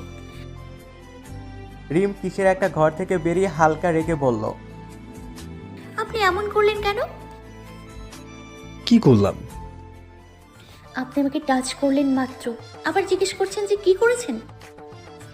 রিম, আমার মনে হয় সেন্সলেস হয়ে যাওয়ায় তোমার স্মৃতিশক্তি কমে গেছে। একটু শান্ত হও, রেস্ট নাও, দেখবে সবকিছুই ঠিকঠাক হয়ে গেছে আবারও। আপনি আমাকে মিথ্যুক প্রমাণ করতে চাচ্ছেন? একদমই না, তুমি অলওয়েজ ঠিক, এবং বরং আমি বেঠিক। খুশি? এবার তারা খেয়ে শুয়ে থাকো, আমি দেখি আলুর ভর্তা আর ডাল ভাত রাত রেঁধে তারপর আমরা একসাথেই ডিনার করব। কথাটা বলে স্পর্শ নিজের চায়ের কাপ নিয়ে উঠে চলে গেল। রিমও উঠে দাঁড়িয়ে ওর পিছু পিছু যেতে যেতে বলল, তখন নেহা এত হেসে হেসে আপনার রুম গোছাচ্ছিল কেন? কখন? আপনি আসার একটু আগে আমি জানালা দিয়ে দেখলাম। ও, আরে এসে লাভ নেই, ভালোই টাইট দেওয়া হয়ে গেছে। ওরে, ও ফোন থেকে তোমার নাম্বারটা ব্লক করে রেখেছিল। রিপন ফোন দিয়ে না জানালে হয়তো বা জানতাম। রিপন আমাকে অফিস টাইমে ফোন করে বলল তোমার যে বিয়ের কথা চলছে, ছেলে দেখতে আসবে। রিপন জানলো কি করে? তামিম নাকি রিন্টির সাথে এই বিষয়ে কথা বলছিল, রিপন সেটা শুনেছে। বাহ, তামিম ভালো কাজে আসলো তাহলে। আগে আমাকে এটা বলুন, আপনি আমাকে নিয়ে এখানে আসলেন কি করে? তোমাকে তুলে নিয়ে এসেছি তোমার বারান্দা দিয়ে, সন্ধ্যেবেলা ছিল, মাগরিবের সময়, পথঘাট ফাঁকাই ছিল, মসজিদ ভর্তি মানুষ ছিল। এই সুযোগে আমি তোমাকে নিয়ে চলে এলাম। অবশ্য রিপন দেখেছে, ও হেল্পও করেছিল বই কি। ও তাহলে এই ব্যাপার। আর তুমি তো আমাকে যা তা বললা। অবশ্যই এর পেছনে তোমার দোষ নাই। নিহার এরকম কুকাজের কারণে মিসআন্ডারস্ট্যান্ডিংটা হলো। এখন সব আগের মতন ঠিক হয়ে গেছে। I am feeling better. Rim চুপ করে ফ্লোরের দিকে চেয়ে দাঁড়িয়ে আছে। স্পর্শ চুলানি তাক থেকে আলু পাতিল নিতে নিতে বলল, তোমারও দোষ আছে কিছুটা, কারণ তুমি জেদ ধরে বাসায় ফিরে না গেলে এত কিছুই হতো না। আমি জানতাম রিহাব তোমাকে আবারও বিয়ে দেওয়ার চেষ্টা করবে, আর সেটাই হলো। তুমি যাওয়ার পরের দিনই বিয়ে দেওয়ার জন্য একটা ছেলেকে নিয়ে হাজির হলো সে। অনেক বোনের ভাই দেখেছি, তবে রিহাবের মতো দেখিনি। তোমার ভালো চাই না খারাপ চাই সেটাও জানি না, তবে কি চাই সেটা জানি, আর সেটা হলো আমাকে হারাতে চাই। আমি তোমাকে না পেলে সে জিতে যাবে, আর অন্য ছেলের সাথে তোমার বিয়ে দেওয়ার জন্য উঠে পড়ে লেগে থাকে সবসময়। ভাইয়া এরকম হয়ে গেল কেন বুঝি না আমি। আলুতে পানি এত কম দিয়েছি কেন? আলু তো পুড়ে যাবে। দেখি সরুন, আমি বানাচ্ছি, আপনি যান। না, তুমি শিখ, আমি বানাবো। বরং তুমি চেয়ার নিয়ে বসে বলে দাও, তাহলেই হবে। রিম একটা চেয়ার টেনে এনে বসলো। স্পর্শ কাজের ফাঁকে ফাঁকে বারবার তাকাচ্ছে রিমের দিকে। খোলা চুল আর সুতির শাড়িটা তোকে খুব ভালো লাগছে। তার উপর মুখটা মলিন করে রেখেছে। মন তো চাচ্ছে ভালোবেসে মুখটাতে হাসি ফোটাতে, তবে না, এত জলদির কিছু নেই। কি ভাবছেন এত? না কিছু না। তোমার মা কেমন আছে এখন? মাকে যতটা অসুস্থ ভেবেছিলাম ততটা অসুস্থ ছিলেন না। আমাকে যেভাবে কল করে বলেছিলেন, আমি তো ভয় পেয়ে চলে গেছিলাম বাসায়। গিয়েও আবার একটা ভালো কাজ করেছো। এটা করে তুমি বুঝেছো তোমার ভাই তোমাকে পেলে আবারও বিয়ে দিতে পারে। কিছুতেই পিছু পা হবে না সে। বুঝলাম। আচ্ছা, একটা কথা বলবো? স্পর্শ পেঁয়াজ কাটতে কাটতে কান্না করছিল। চোখ মুছে রিমের দিকে তাকিয়ে বলল, বলো শুনি। আপনাকে প্রচুর মিস করছিলাম সে সময়টায়। আমিও। আপনি এরকম কাঁদছেন কেন? পেঁয়াজ একটু বেশি তাজা আর অথেন্টিক, যার কারণে চোখ দিয়ে ঝর্ণার পানি বের হচ্ছে। ইসরে, কাটার আগে পানিতে ভিজিয়ে রাখলে ঝাঁজ কমে যেত। যাই হোক, সরুন, আমি কাটবো। না, তুমি চেয়ার থেকে উঠবা না, যা করার আমি করবো। একটা কথা বলুন, এতগুলো গোলাপের তোড়া আনলেন কেন? আমার বউয়ের গোলাপ অনেক পছন্দ, তাই। সেটা তো যে কোনো দিনই আনতে পারতেন, আজই কেন? তোমাকে ফুল দিয়ে সাজিয়ে প্রাণ ভরে দেখবো। দুদিন না দেখার কষ্টে মলম লাগাবো, তাই। রিম পা ভাঁজ করে গোল হয়ে বসে বলল, ওই নেহাকে কি করে টাইট দিলেন একটু শুনি। চড় মেরে দিছি। ও নাকি আমাকে বিয়ে করতে না করে দিয়েছে, আর আখি জানালো মাও নাকি ওটা বাসা থেকে বের করে দিয়েছে। আজ সকালে কার মুখ দেখে যে উঠেছিলাম আমি, একের পর এক ভালো কিছু ঘটছে। মজার ব্যাপার তো। ইস, আমি এতক্ষণ অজ্ঞান হয়ে পড়েছিলাম, সব মিস করলাম। পানি ছিটা দিলেই জ্ঞান ফিরতো তোমার, তবে সেই সময়টা আমি পাইনি। আমি তো শুধু আমার কাজই করে গেছি। পরপর পরে ফ্রি হয়ে চা বসিয়েছি, ফুল এনেছি, তোমার হাতে পায়ে ব্যান্ডেজ করেছি। খুব ভালোবাসেন আমাকে? সন্দেহ আছে নাকি? একটুও না। তাহলে এবার অন্তত নিজে থেকে ভালোবাসো, বেশি উদ্ধার করো আমাকে। অনেক ঘুরিয়েছ, 100টা চড় তো শেষ। 100টা চরের কথা শুনে রিম মুখে হাত দিয়ে ফেলল। তখন রাগে বসে সে বাকি দুটো চরও মেরে দিয়েছিল নাকি। এই রে, কি ভুল করলাম আমি? এখন কি হবে আমার? কি ভয় করে তোমার? রিম ঢোক গিলে বলল, না না না, না তো। রাত 10টা 3 বাজে। রিম হাতে প্লেট নিয়ে স্পর্শ মুখের দিকে চেয়ে আছে। স্পর্শ কিরকম পাগলের মতো খেয়ে যাচ্ছে। ওকে দেখে মনে হয় 1 বছর ধরে ভাত খায়নি। একা একা সব রেঁধে এখন পাগলের মতো খাচ্ছে। রিমের গলা দিয়ে খাবার যাচ্ছে না স্পর্শর খাওয়া দেখে। সে পানির গ্লাস এগিয়ে ধরে বলল, পানি খান একটু। স্পর্শ খাওয়া থামিয়ে দাঁত কেলিয়ে বলল, দুপুরে কিছু খাওয়া হয়নি আমার, তাই খিদে পেয়ে গিয়েছিল অনেক। বুঝেছি, খান, তবে আস্তে আস্তে। এত তাড়াহুড়ো করে খেলে গলায় আটকে যাবে। স্পর্শ মুচকি হেসে খাবারটা শেষ করে চলে গেল নিজের রুমে। রিমঝিম প্লেটগুলো রান্নাঘরে রেখে বাইরে পা রাখতেই কারেন্ট গেল চলে। রিম চেঁচালো না, ফিল্মের নায়িকাদের মতো ন্যাকামি তার মাঝে নেই। সে চুপচাপ অন্ধকারে হেঁটে হেঁটে স্পর্শ রুমের দিকে যাচ্ছে। যাওয়ার মুখেই ধাক্কা খেলো স্পর্শর সাথে। স্পর্শ কিছু বলল না। রিমের হাত ধরে ওকে অন্ধকারের মাঝেই বিছানায় নিয়ে গিয়ে বসলো। রিম বলল, মোমবাতি নেই? আছে, তবে দরকার দেখছি না। আমার বউকে আমি না দেখেই সাজাতে পারি। আচ্ছা, সাজান তো। স্পর্শ গোলাপ ফুলের তোড়াটা খুলে পকেট থেকে সুই সুতা বের করলো। আগেই সুতা লাগিয়ে রেডি করে পকেটে রেখেছিল সে। অন্ধকারে বসে বসে একটা ছোট মালা বানিয়ে নিল স্পর্শ। গোলাপ আর গোলাপ, তাতে অতটা অন্ধকার না। দূরে কিসের যেন আলো আসছে এদিকে, দোকানপাট কিংবা অন্য বাসার। স্পর্শ মালাটা বানিয়ে গিট্টু দিয়ে দাঁত দিয়ে সুতা কাটলো, তারপর রিমের গলায় পরিয়ে দিল। রিম হালকা হেসে বলল, ব্যাস এইটুকুই? স্পর্শ রিমের কথা জবাব না দিয়ে ফুল একটা ডাট ছিঁড়ে ফুলটা রিমের কানে গুঁজে দিল। এরকম সাজিয়ে কি লাভ যদি আমাকেই না দেখেন এই অন্ধকারে? সেটার ব্যবস্থা হয়ে যাবে, তুমি সোজা হয়ে বসে থাকো। আর কতক্ষণ? কেন, ঘুম আসে বুঝি? না, তবে রোবটের মতো বসে থাকতে আর কার ভাল লাগে বলেন? কথাটা বলে রিম চোখ বন্ধ করে বসে রইল। স্পর্শ তার মন মতো সাজাচ্ছে ওকে। হাতের ব্যাসলাইট, গলার মালা, কানের ফুল, কিছুই বাদ রাখেনি সে। তবে একটা টিকলি বানালে বিষয়টা পারফেক্ট হতো, কিন্তু কথা হলো গিয়ে টিকলিতে সরু বাঁধনি থাকবে, সেটাতে অন্য ফুল দিতে হবে। আমি অন্য ফুল পাবো কই? ও হ্যাঁ, রিমের সাজানো বারান্দাটা দিয়ে তো অনেক ফুল গাছ আছে, নয়নতারাও আছে। নয়নতারা দিয়ে বরং প্রশস্ত দিকটা বানিয়ে নেব। রিম একটু বসো তো, আমি আসছি। রিম গালে হাত দিয়ে বসে থাকলো। গায়ে ফুলের গহনা থাকায় তার মন্দ লাগছে না একটুকু। আর সেটা যদি হয় প্রিয় ফুলের গহনা, তাহলে তো কথাই নেই। মিনিট 5 পর স্পর্শর হাতে এক মুঠো নয়নতারা আর আরেক হাতে জ্বলন্ত মোমবাতি নিয়ে হাজির হলো। মোমবাতিটা ফ্লোরের উপরে রাখতে গিয়ে থমকে গেল সে রিমকে দেখে।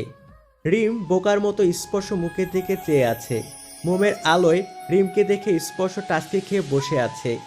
কারেন্ট চেয়ে এখন গেল কারেন্ট অফিসে গিয়ে থ্যাংক ইউ দিয়ে আসতে হবে। এরকম সৌন্দর্যের সাথে আমাকে পরিচয় করালো আজ। কি হলো, অমন করে চেয়ে আছেন কি জন্য? রাত্রিবেলার ভূতে ধরলো নাকি আপনাকে? ভূতে ধরেনি, তবে পরিতে ধরেছে। যাই হোক, সোজা হয়ে বসো। এরকম নড়াচড়া করছো কেন? হ্যাঁ, আমি যে গেটু দিচ্ছি, হাত লাগালেই কুটুস করে ছিঁড়ে যাবে, কিন্তু জাস্ট 5 মিনিট ধরে দেখবো বলেই মডেল করছি। ভূতে ধরেনি, তবে পরিতে ধরেছে। যাই হোক, সোজা হয়ে বসো। এরকম নড়াচড়া করছো কেন? হ্যাঁ, আমি যে গেটু দিচ্ছি, হাত লাগালেই কুটুস করে ছিঁড়ে যাবে, কিন্তু জাস্ট 5 মিনিট ধরে দেখবো বলেই মডেল করছি। আচ্ছা বুঝলাম, নড়বো না, কিন্তু জলদি করে কাজ শেষ করেন। স্পর্শ টিকলি একটা বানিয়ে নিল। প্রথমে একটা গোলাপ, তারপর এক এক করে নয়নতারার সব। কথা হলো, টিকলিটা আটকাবো কি করে? আচ্ছা রিম, আমি যদি টিকলি সুতোর সাথে তোমার দুটো চুলে গিটু দিই, কোনো প্রবলেম হবে? না, হবে না, তবে সেভাবে গিট্টু দেবেন যেন টান দিলে ছুটে আসে। চুপ করে বসে থাকো এখন। স্পর্শ অবশেষে টিকলিটাও লাগিয়ে ফেললো। ব্যাস, সাজ কমপ্লিট। এবার আমি শুধু আমার রিমকে তাকিয়ে তাকিয়ে দেখবো। রিমও স্পর্শের দিকে চেয়ে আছে, আর স্পর্শ তো শুরু থেকেই ওকে দেখছে। আমার বিয়ে করাবো, আমার হাতে বানানো গয়না পরে আমার সামনে বসে আছে। আমার কি করা উচিত? কিস যদি 101টা চড় মেরে দেয়, মানে এতদিন তো 100টা চড় দিয়েছিল, এবার যদি আরেকটাও মারে। অবশ্য আমি তো বলেছিলাম 100টা পূর্ণ হলে আমি এতদিনে যে ইচ্ছেটা সেটা করব, তবে সেটা সঠিক সময় আজ নয়। আজ রিম অসুস্থ, অনেক চোখে মুখে দুর্বল ভাব, ওর হাত পায়ে ব্যান্ডেজ। পাক্কা 5 মিনিট শেষ হতেই স্পর্শ রিমকে বলল সে এবার যেন এগুলো খুলে ফেলে, তার দেখা শেষ। রিমঝিমও বাধ্য মেয়ের মতো এক এক করে ফুলগুলো গায়ে থেকে সরাচ্ছে। স্পর্শ মুগ্ধ হয়ে রিমের গয়নাগুলো দেখছে। আজ ওকে খুব করে ভালোবাসতে ইচ্ছে করছে আমার, কিন্তু কেন চেয়েও পারছি না। রিম গয়না খুলে ফেলে কম্বল টেন দিয়ে শুয়ে পড়ল। স্পর্শ ফু দিয়ে মমটা নিভিয়ে সেও শুয়েছে। কারেন্ট আসার নাম নাই এখনো। ঘুমিয়ে পড়েছেন? আমার মনে হয় সর্দি লেগেছে, নাকে স্মেল পাচ্ছি না, মুখ দিয়ে শ্বাস নিতে হচ্ছে, কিন্তু কথা হলো সর্দি যে লেগেছে তা শিওর হতে পারছি না। কয়েল জ্বালিয়েছি, সেটার গন্ধে এমন মনে হচ্ছে তোমার। আমারও সেম হাল। ও, এরকম উপাস উপাস করছো কেন? ঘুম আসছে না নাকি? আসছে, তবে আসছে না। তুমি একটা পাগলি মেয়ে, তোমার প্রতিটা কথার মানে পজিটিভ নেগেটিভ দুটোই হয়। আর আপনি উম্মাদ, আপনার সব কাজকর্ম 90 ডিগ্রি কোণ অনুযায়ী ওলট পালট থাকে, আমার বুঝতে অনেক দিন লেগে যায়। তা ঠিক, প্রায় 3 বছর, তাই না? খোঁজা মারতে হবে না, আর অলরেডি আপনার বিয়ে করা বউ হয়ে গেছে আমি। তা ঠিক, এখন ঘুমাও তো। রিম আরেক দিকে ফিরে শুয়ে পড়ল। ফজরের আজান দিচ্ছে চারদিকে, ভোর হয়ে গেছে। রিমঝিম আজ স্পর্শর আগেই উঠে পড়ল। স্পর্শ মাথার চুল ছাড়া আর কিছুই দেখা যাচ্ছে না, কম্বলের ভিতরে ঢুকে ঘুমাচ্ছে সে। রিম আস্তে আস্তে করে কম্বল সরিয়ে উঠে পড়ল বিছানা ছেড়ে, তারপর মাথায় আঁচল টেনে বারান্দায় গিয়ে দাঁড়িয়ে রইল। ভোরের পরিবেশ কি যে ভালো লাগছে বলে বোঝানো যাবে না। আজান এখনো শোনা যাচ্ছে। আজান শেষ হলেই অজু করে এসে রিমঝিম নামাজ পড়বে। স্পর্শ এখনো ঘুমায়, ওনাকে ডাকতে হবে এখনই। এই ভেবে রিম বারান্দা থেকে চলে এসে স্পর্শকে ডাকাডাকি শুরু করে দিল। স্পর্শ এপাশ ওপাশ করতে করতে বলল, কি হলো আবার? নামাজ পড়বেন না? নামাজের কথা শুনে স্পর্শ লাফ দিয়ে উঠে বসে বলল, আজান দিয়েছে? সে কখন শোনেননি? না তো। স্পর্শ জলদি করে উঠে চলে গেল অজু করতে। রিমও গেল। দুজনে নামাজ পড়ে এখন বারান্দায় বসে একজন আরেকজনের মুখ চাওয়াচাই করছে। কি হলো? কি হলো? অমন করে কি দেখছেন? আমি এসে বারান্দায় বসলাম বলে আপনিও আসলেন? যান ঘুমান, এখনো অনেক সময় বাকি। আর তুমি কি করবে? আমি রোদ ওটা দেখব। আমিও দেখব। তখন তো আপনাকে ঘুম থেকে ডেকে তুলতে গলা ফাটিয়ে চিল্লাতে হয়েছিল, আর এখন আপনার ঘুম আসছে না? শোনো, যখন কেউ গভীর ঘুম থেকে টেনে তুলে কাজের জন্য, তখন কাজটা হয়ে গেলে তারপরে গভীর ঘুম আসে না, তার ছিটে ফোটাও আসে না। বুঝলাম, তাহলে দেখেন রোদ কিভাবে ওঠে। স্পর্শ তার একটা হাত দিয়ে রিমের পিঠের উপরে দিয়ে নিয়ে বারান্দা গ্রিলের উপরে রেখে দিল। তাহার বলতে? রিম ব্রু কুচকালো, তাও কিছু বলল না, চুপ করে দূরের একটা বটগাছ দিকে চেয়ে থাকলো। সকাল 6:30 বাজে। রিমের কথা ছিল সে রোদ ওঠা দেখবে, তার আর হলো কই। সে এখন স্পর্শর বুকের সাথে মাথা লাগিয়ে বেগর ঘুমাচ্ছে, আর স্পর্শ রিম এবং রোদ দুটোই দেখছে, মুখে এক চিলতে হাসি নিয়ে। ঘুমানোর কথা কার, আর ঘুম হচ্ছেটা কি নেই জীবনে? সবটাই তো পেলাম, যাকে চেয়েছি তাকে পেয়ে গেলাম। এখন আমার বুকে সে ঘুমায়, আমার হাসিতে সে হাসে। এবার পরিবার মেনে নিক, ধুমধাম করে তোমায় বউ বানিয়ে ঘরে তুলব। সেদিনকার বিয়েটাই কারোর মুখেই হাসি ছিল না, তবে আমাদের বিয়েটা আবার যখন হবে তখন সবার মুখেই হাসি থাকবে। রিহাবের মুখে তো দাঁত কেলানি হাসি থাকবে, দেখবো রিম।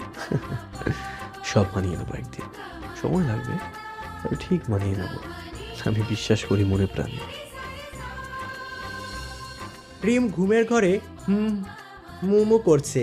স্পর্শ হেসে দিয়ে ওর চুলগুলোতে বিলি কাটতে কাটতে বলল,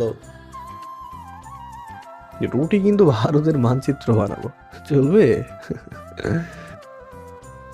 রিম সাথে সাথে জেগে গেল। স্পর্শ বুক থেকে সরে গিয়ে বলল, না, ভারতের মানচিত্র খেতে গেলে রুটি খাওয়ার শখেই উঠে যাবে। তার চেয়ে বরং আমিই বানাই। আপনি খবরের কাগজ আনুন যেখান থেকে পারেন। কেন বলো তো? আরে এগুলোর ভিতরে যে ম্যাগাজিন বই থাকে ওগুলো পড়তে আমার অনেক ভালো লাগে।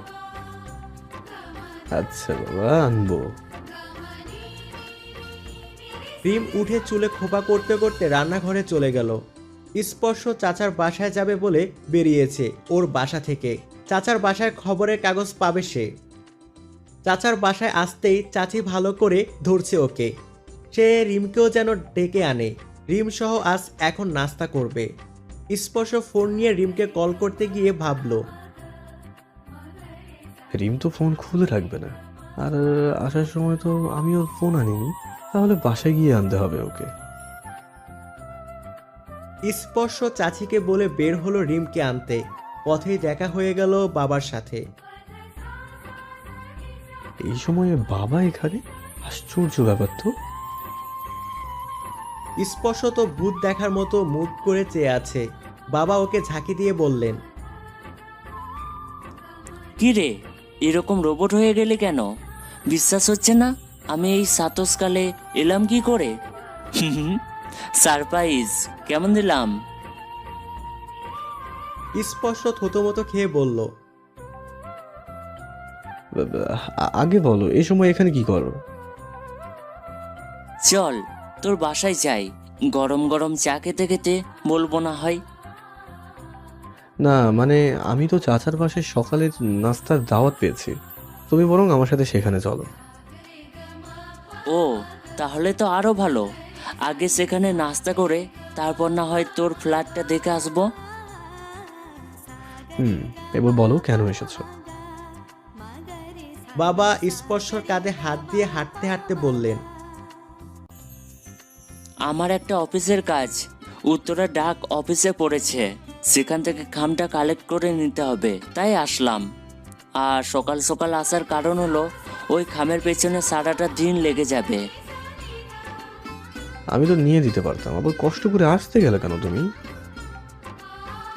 আরে ওরা তো তোকে খামটা দিত না, যে মেন মালিক তাকেই তো দেবে, করা আইন, বুঝেছিস? ও আচ্ছা।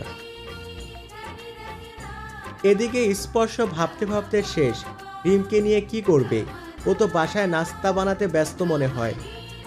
বাবা তো বাসায় ঢুকেই চাচাকে জড়িয়ে ধরে হাসাহাসি শুরু করে দিয়েছে। সাথে চাচা ও চাচি এক্সট্রা রুটি বানাতে ব্যস্ত তার ভাসুরকে দেখে। স্পর্শ চোরের মতো রিমের কাছে যেতে নিতেই বাবা ওর হাত ধরে আটকালেন ওকে, তারপর বললেন, কিরে কই যাস তুই? ইয়ে আসলে চাচা বিষয়টা বুঝলেন। তারপর স্পর্শর বাবাকে ধরে সোফায় বসিয়ে দিয়ে স্পর্শর কাছে এসে হাত ভাঁজ করে দাঁড়ালেন। তারপর শান্ত গলায় বললেন, স্পর্শ, এটাই সময়, রিমকে নিয়ে আয়, তোদের বাবাকে আমরা সবটা বুঝিয়ে দেবে। অন্তত একজনের বিষয়টা তো জানানো জরুরি। স্পর্শ মাথা নাড়িয়ে বলল, ঠিক বলেছেন, ঠিক আছে, আমি রিমকে নিয়ে আসছি। স্পর্শ বেরিয়ে গেল বাসা থেকে। রিম সবেমাত্র বসে আছে, আলো কাটছে ভাজি বানাবে বলে। কলিং বিল বাজতেই উঠে এসে দরজা খুলল সে। স্পর্শ মুখে হাসি দেখে রিম স্পর্শের হাতের দিকে তাকিয়ে বলল, পেপার কই? স্পর্শ কিছু না বলে রিমের হাত মুঠো করে ধরে বলল, চলো আমার সাথে, আজ চাচার বাসায় নাস্তার দাওয়াত রয়েছে। দাঁড়ান, হাত ধুয়ে আসি। রিম হাত ধুতে যেতে স্পর্শ দূর থেকে বলল, মাথায় ঘোমটাটা দিও কিন্তু। রিম ভাবলো হয়তো চাচা চাচির সামনে যাবে, তাই সে মাথায় ঘুমটা দিয়ে চলল স্পর্শর সাথে। স্পর্শ হাঁটতে হাঁটতে বলল, বাবা এসেছে? কথাটা শুনে রিম থেমে গিয়ে চোখ বড় করে তাকিয়েছে। পেছন ফিরে দৌড় দেওয়া উচিত নাকি বকা খেতে চাইতাম? কি ভাবো এত? আমি সব সামলে দেবো। আর নয়তো চাচা তো আছেই। বাবা পানির মতন, যে ছাঁচাই দাও মিশে যাবে।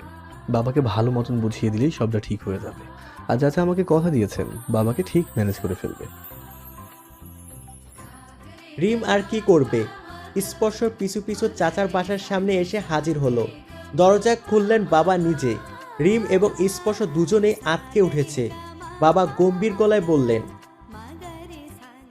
ভেতরে এসে সোফায় বসো তোমরা দুজন। রিম আর স্পর্শ চুপচাপ গিয়ে সোফায় বসে আছে বাবার কথা মতো। রিম তো মাথা তুলে তাকাচ্ছে না ভয়ে। স্পর্শ একবার চাচাকে দেখছে, আবার বাবাকে। মাঝে মাঝে রান্নাঘরে চাচির দিকেও তাকাচ্ছে সে।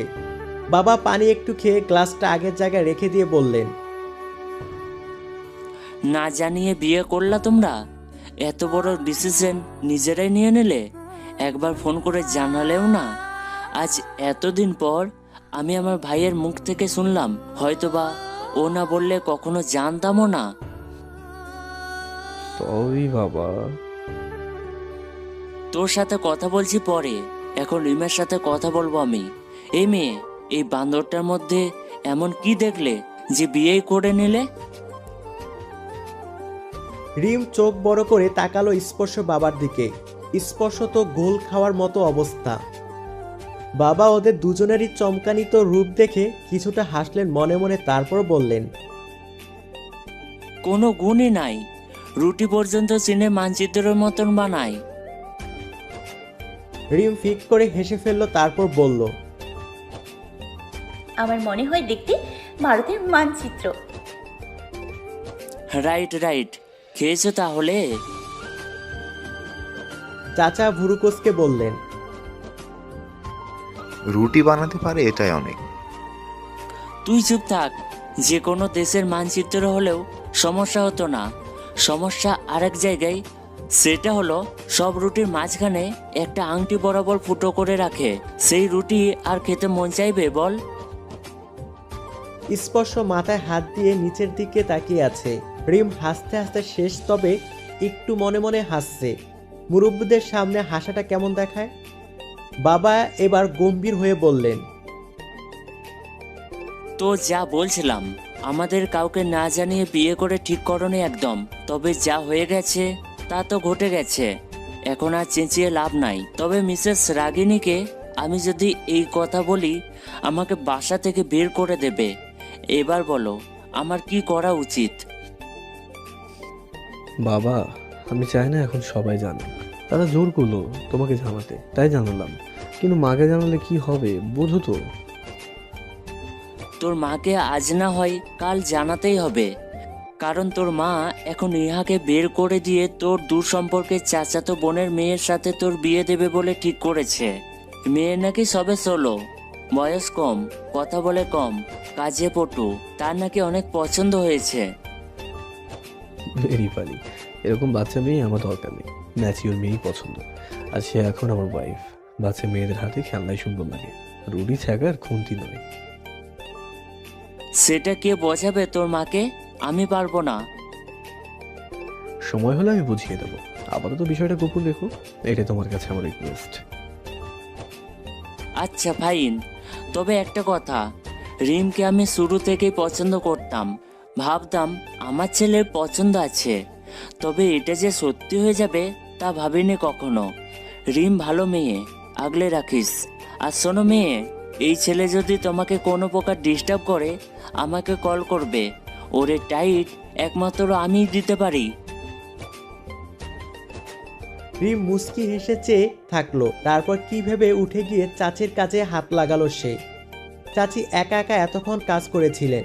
রিমের হেল্প পেয়ে খুশি হলেন অনেক। রিম খাবার নিয়ে টেবিলে এনে এনে রাখছে। চাচি সব বানিয়ে ফেলেছেন, তাই এখন আর বানানোর কাজ নেই। চাচি রিমের হাতে খাবার বাটি দিতে দিতে বললেন, আমার মেয়ে যখন আসে তখন পুরো ঘরটা গরম হয়ে থাকে। তুমি আসায় তেমনটাই মনে হচ্ছে হঠাৎ। রিম ওনার হাতটা ধরে বলল, মাঝে মাঝে আসবো তাহলে। মাঝে মাঝে কিসের? যখন মন চাইবে তখনই চলে আসবা। আমার কোনো ছেলে নাই। স্পর্শকে ছোট থেকে আমি আমার ছেলেই ভেবে এসেছি। তোমাকে এখন নিজে ছেলের বউ মনে হচ্ছে আমার। স্পর্শ যদি আমার সত্যিকারের ছেলে হতো তাহলে তোমাকে আমি আমার সাথেই মেনে নিতাম। রিম ঝিম টেবিলের এক কোণায়, মানে যে সিটটায় স্পর্শ বসেছে সেখানে দাঁড়িয়ে বাবাকে আর চাচাকে সব এগিয়ে দিচ্ছে। স্পর্শ হাত একটু এগিয়ে নিয়ে রিমের আঁচল মুঠ করে ধরে চুপচাপ খাবার খাচ্ছে নিজের। বারবার টান খাওয়ায় রিম টের পেল স্পর্শ ঠিক কী করছে। রিমও ভালো মানুষের মতো সবার দিকে তাকিয়ে হাত নিচ দিয়ে নিয়ে আঁচল ছুটানোর চেষ্টা করছে অযথা।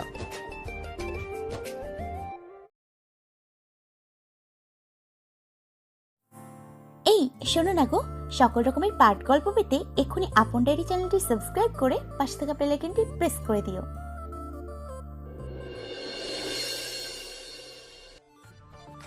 আঁচলটা একটানে ছুটিয়ে ফেলল রিমঝিম। তারপর বড় বড় চোখ করে তাকিয়ে রইল কিছুক্ষণ। স্পর্শ এমন ভাব করছে সে যেন কিছুই জানে না। বাবা নাস্তা শেষ করে বেশ একটা তাড়াহুড়া নিয়ে চলে গেল তার কাছে। স্পর্শ রিমকে নিয়ে বাসায় ফিরে এসেছে, তখন তৈরি হচ্ছে অফিসে যাওয়ার জন্য। রিম কোমরে হাত দিয়ে এগিয়ে এসে জিজ্ঞাসা করলো স্পর্শকে যে তখন এমন করলো কি জন্য। স্পর্শ তখনই টাই বাজছিল। রিমের এমন প্রশ্নের জবাবে সে জাস্ট রিমের হাতের কবজিটা ধরে হ্যাসকার টান দিয়ে নিজের সামনে দাঁড়া করিয়ে বলল, পারলে আরো অনেক কিছুই পারি। 100 ওভার হয়ে গেছে কিন্তু খুবই, একটু সাবধানে থেকো কেমন? রিম একটু পিছিয়ে গিয়ে স্তব্ধ হয়ে দাঁড়িয়ে রইল কিছুক্ষণ। তারপর কী সব ভাবাভাবি শুরু করে রান্নাঘরে চলে আসলো। স্পর্শ মুচকি হেসে নিজের কাজে মন দিয়েছে। মেয়েটাকে ভয় দেখাতে সেই রকম মজা লাগে, খুব খুব ভালো লাগে। যখন বোকার মতো দাঁড়িয়ে থাকে তখন তার মুখটা দেখার মতো হয়। স্পর্শ হাসতে হাসতে বাসা থেকে বের হলো অফিসে যাবে বলে। কাল বাদে পরশু বেতন পাবো, সেটা দিয়ে ড্রেসিং টেবিল আর নয়তো একটা খাট কিনতে হবে। ফ্লোরে আর কত শোবো? বেতন পাবো 20,000, খাটের দামই তো 16,000 মতন। বাকি 4,000 দিয়ে কি করবো? অবশ্য মাঝে টাকা দিয়েছে, তাতে করে আমার আরও 6-7 মাসও বেতনের দিকে তাকাতে হবে না। রিমঝিম রান্নাঘরে বসে বসে তরকারি কাটছিল। হঠাৎ দরজায় নখ হতে থাকলো 4-5 বার। রিম কিছুটা ভয় পেয়ে দরজার কাছে এসে দাঁড়ালো, কিন্তু খুলল না। পরে স্পর্শর গলা শুনে খুলল সে।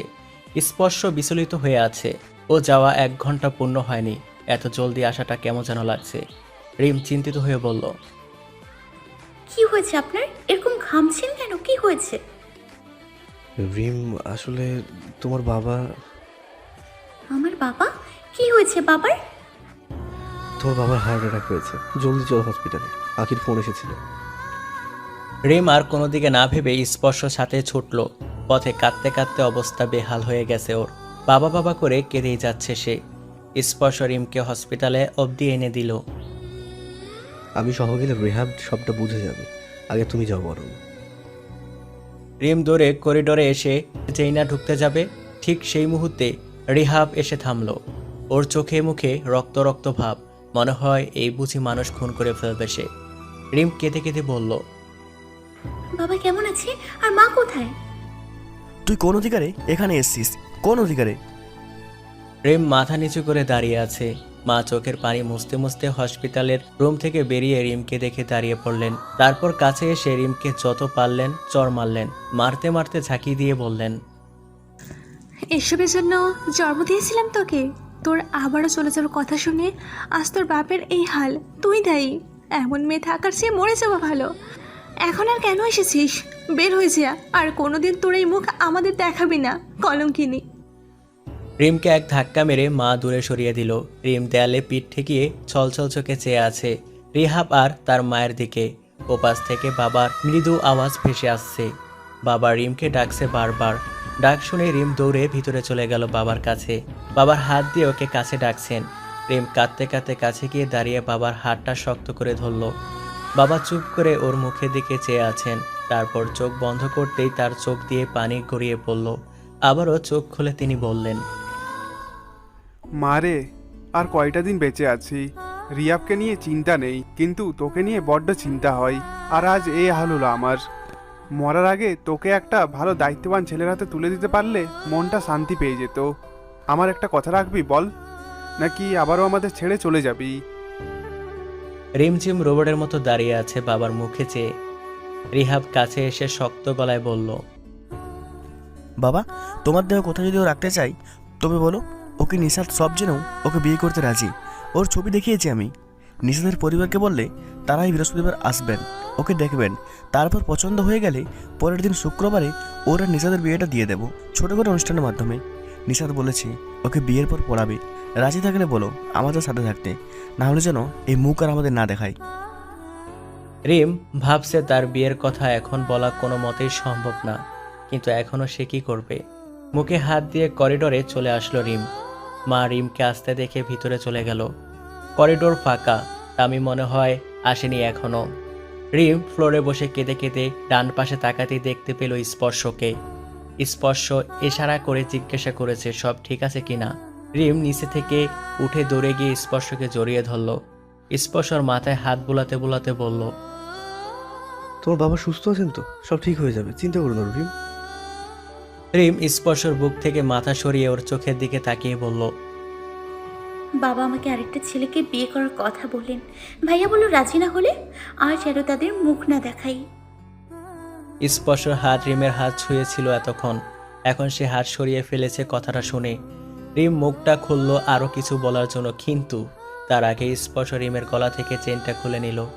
একটু পিছিয়ে দাঁড়ালো সে, তারপর বলল, ভুলে যাও এতদিন কি হয়েছিল, বিয়েটার কথা ভুলবা।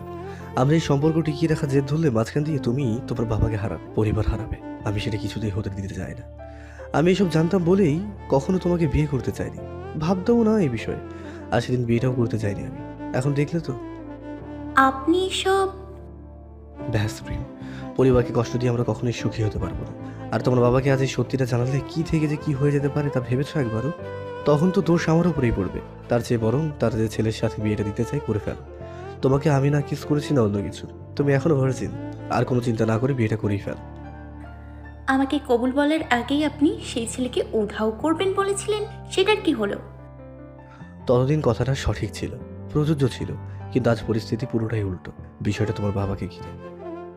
আমি অন্য একটা ছেলেকে কিভাবে? রিম, তুমি তো আমাকে ভালোবাসো না, তাহলে তোমার তো কোনো সমস্যা হওয়ারই কথা না। আর হ্যাঁ, আমি তোমায় তালাকনামা রেডি করে দেবো, দেরি হলেও দেওয়া যাবে, ডোন্ট ওয়ারি। রিম রাগে গজগজ করতে করতে বাবার রুমের সামনে সিটে এসে দপ করে বসে পড়েছে। স্পর্শ চলে গেল সেখান থেকে। রিহাব হসপিটাল রুম থেকে বেরিয়ে করিডোরের সিটে রিমকে দেখতে পেয়ে খুশি হলো। তারপর পকেট থেকে ফোন বের করে নিশাদকে কল করলো বিষয়টা জানাতে। রিমের চোখের পানি বাধা মানছে না কিছুতেই। জীবনে এত কান্না সে করে নাই। বাবার শরীর খারাপ এই ভেবে নয়, বরং এত বড় ডিসিশনের মুখোমুখি হয়েছে সে কারণে।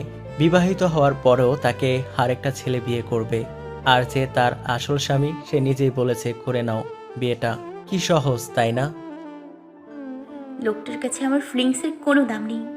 মুখে মুখে আমার জন্য সাইকো ছিল এতদিন, আর এখন যখন খুব দরকার পড়লো তার, তখন উনি সাইকো থেকে বোকা, সৎ, সহজ সরল পুরুষ হয়ে গেলেন। আদর্শবান ছেলে, নিজের বউকে আরেকটা ছেলের সাথে বিয়ে দেবেন। আরে কিস করে নাই তো কি, এই যে কোমরে টাচ, জড়িয়ে ধরা, নেক কিস, এসব কি? এসবে তো আমি অর্ধেক আনভার্জিন হয়ে গেছি। এসব ভাববে না? স্পর্শ হাতে ব্যাগ নিয়ে বাড়ি ফিরেছে। বাড়ি থেকে অফিসে যাবে এখন থেকে। একলা ফ্ল্যাটে আর থাকবো না। আর রিমের বিয়েটাও তো দেখতে হবে। মেয়েদের স্বামী আরেক বউ ঘরে আনলে তাকে বলে সতীন, আর আমার তো বউ আরেক বিয়ে করে স্বামী আনবে, তাহলে সে কি হবে? শতান, আই মিন শয়তান। যাই হোক, বাসায় ফিরে মায়ের কোলে মাথা রেখে এক ঘুম দেবো। শরীরটা একটু স্বাধীনতা দরকার, প্রচুর ডিপ্রেশনে আছি আমি, একটু রিল্যাক্স হওয়া জরুরি। তারপর যা হবে দেখা যাবে। স্পর্শ বাড়ি ফিরে নিজের রুমে এসে ব্যাগ বিছানার উপরে রাখলো। তারপর গায়ের শার্টটা খুলে পকেট থেকে একটা সিগারেট নিল খাওয়ার জন্য। এতদিন ভেবেছিলাম রিমঝিমে নেশা নেওয়া ধরলে এই নেশায় আর হাত লাগাবো না। আর এখন মনে হচ্ছে এই নিয়েই সংসার পাততে হবে। রিম আমার কপালে থেকেও নেই। সিগারেট মুখে তুলে লাইটার দিয়ে যেই না ধরাবে আগুন, তার আগেই নজর গেল তার রিমের রুমের দিকে। রিম মৃত্যুর মতো দাঁড়িয়ে আছে জানলার গ্রিল ধরে। স্পর্শ কষ্ট হলে রিমের এমন হাল দেখে পরে কিছু ভেবে সে রুম থেকে চলে গেল। রিমের খুব রাগ হচ্ছে কিন্তু কিছুই করার নেই তার। জানালার পর্দা টেনে গাল ফুলিয়ে বসে থাকলো সে বিছানায়। তামিম মরা কান্না জুড়ে দিয়ে এগিয়ে এসে রিমের গলা জড়িয়ে ধরে কান্নার সাউন্ড আরো বাড়িয়ে দিল। রিম তার মনের কষ্ট একপাশে রেখে তামিমকে জিজ্ঞাসা করলো সে এমন মরা কান্না কাছে কি জন্য। তামিম নাক মুছতে মুছতে বলল তার ক্যাকটাস গাছের টবটা উধাও ছাদ থেকে, তাই সে শোকে কাঁদছে। রিম ওর মাথায় হাত বুলিয়ে দিতে দিতে বলল আর একটা কিনে দেবে। তামিমকে সান্ত্বনা দিতে দিতে আবারও জানলা দিয়ে স্পর্শ রুমের দিকে তাকালো রিম। আগে এই রুমটার দিকে ভুলেও তাকাতো না সে, আর আজ বারবার এই রুমটার দিকেই চোখ চলে যাচ্ছে। সেই লোকটাকে দেখতে বারবার মন যাচ্ছে। আমাকে এত এত ভালোবাসে, এখন দূরে ঠেলে দিল এক মুহূর্তেই। অবশ্য ওনাকে দোষ দিচ্ছি কেন? উনি তো আমার বাবার কথা ভেবেই এই সিদ্ধান্ত নিয়েছেন। বাবাকে বোঝালে হয়তো বা বুঝতো। রিম তামিমকে সরিয়ে বিছানা থেকে নামতেই মা আর রিহাব এসে হাজির ওর সামনে। রিহাব আবারও সেই শক্ত গলায় বলল, বাবার কথা রেখেছিস ভালো কথা, বাবার কথার বিরুদ্ধে গিয়ে তাকে কিছু বোঝানোর চাপ প্রয়োগ করলে খুব খারাপ হয়ে যাবে তোর রিম। রিম আর কিছুই বলতে পারল না, আবারও চুপ করে বসে থাকলো বিছানায়। ওদিকে আজ ইচ্ছে করেই স্পর্শ তার রুমে আসে না। কলিং বেল এক নাগারে বেজেই যাচ্ছে সেই কখন থেকে। স্পর্শ সিগারেটটা শেষ অংশ জানলা দিয়ে ফেলে গেল দরজা খুলতে। দরজা খুলতে সে দেখলো ওপাশে একটা আস্ত জোকার দাঁড়িয়ে আছে মনে হচ্ছে। একটা চিকন মেয়ে, লম্বা 4 ফুট 5 ইঞ্চি হবে, 2 হাতে তার ডজন চুড়ি, গলায় ঝিনুকের মালা, চুলে কাঁচা ফুল গুজানো। সে স্পর্শকে দেখে মাথায় ঘোমটা দিয়ে নিচে বসে গিয়ে সালাম করা শুরু করে দিয়েছে। স্পর্শকে মনে হয় কেউ কারেন্ট শক দিয়েছে। সে এক প্রকার লাফিয়ে দূরে সরে গেল, সাথে ভয় পেল কিছুটা। আশ্চর্য, কে তুমি? এমন বিহেভ করছো কেন? আমি আসলে আমি আসলে কে তুমি? ও তোর হবু বউরে স্পর্শ স্বামীকে সালাম করলো, এরকম ভয় পাচ্ছিস কেন? স্পর্শ ভুরু কুঁচকে মায়ের দিকে তাকালো একবার, তারপর মেয়েটার দিকে তাকিয়ে বলল, এরকম সালাম বেশিরভাগ চাচা চাচাতে করতে দেখেছি। আমি তো তোমার চাচা লাগি। ঠিক আছে, বেঁচে থাকো, ক্লাস 9-এ গোল্ডেন A+ পাও, দোয়া করি, বাই। কথা শেষ করে স্পর্শ নিজের রুমে চলে আসলো। মেয়েটা রোবট হয়ে এখনো বাসার বাইরে দাঁড়িয়ে আছে। তার হবু স্বামী কিনা তাকে ভাইয়ের মেয়ে বানিয়ে দিল। আরে নিশু, এসব মাথায় নিও না, চলো তো, আজ তোমার হাতে রান্না খাবো আমি। মেয়েটা এবার ভাবনা চিন্তা থেকে বাইরে এসে রোকসানা বেগমের সাথে রান্নাঘরে চলে গেল। নাও এবার আমাকে নুডলস পাকোড়া আর চা বানিয়ে খাওয়াও তো মা। রোকসানা বেগম মেয়েটার মুখের ভাবগতি থেকে তবদা খেয়ে গেল। মনে হচ্ছে মেয়েটা এমন নাম এই প্রথম শুনেছে। কি হলো নিশু, পারো না? পারি তো। তাহলে?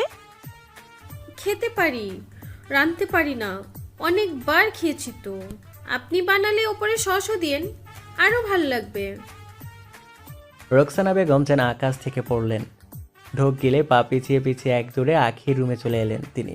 তারপর আখিকে ডেকে তুললেন, কারণ আখি দুপুরের ঘুম ঘুমাচ্ছিল। কি হলো মা? নিশু যে ভালো রান্না করতে জানে, এই খবর তোকে কে দিয়েছিল রে?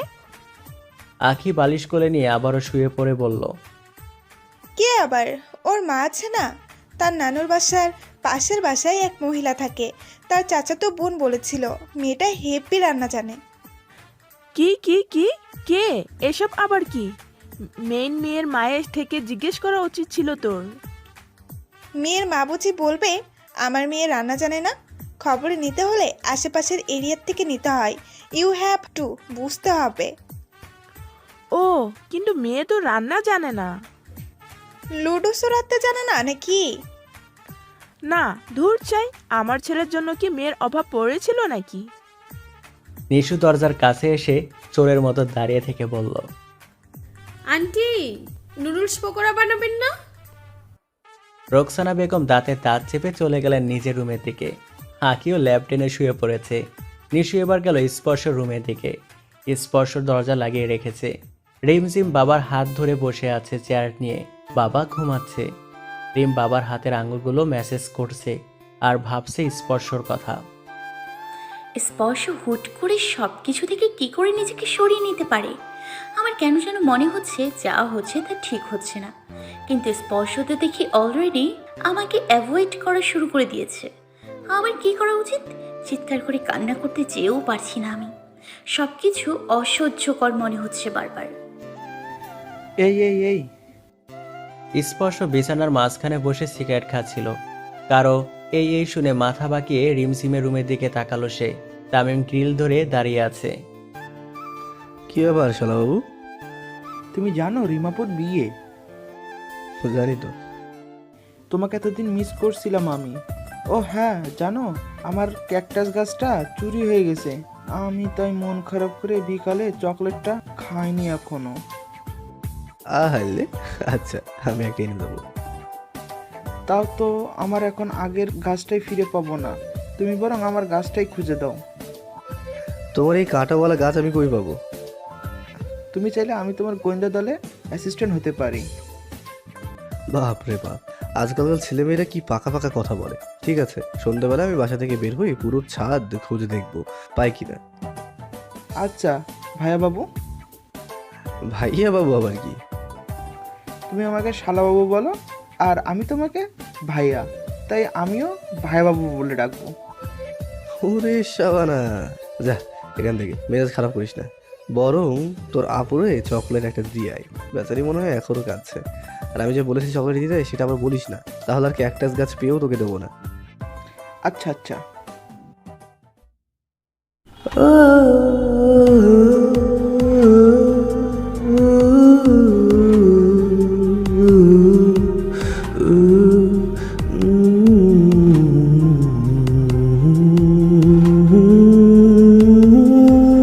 বড় ইচ্ছে করছে ডাকতে তার গন্ধে মেয়ে।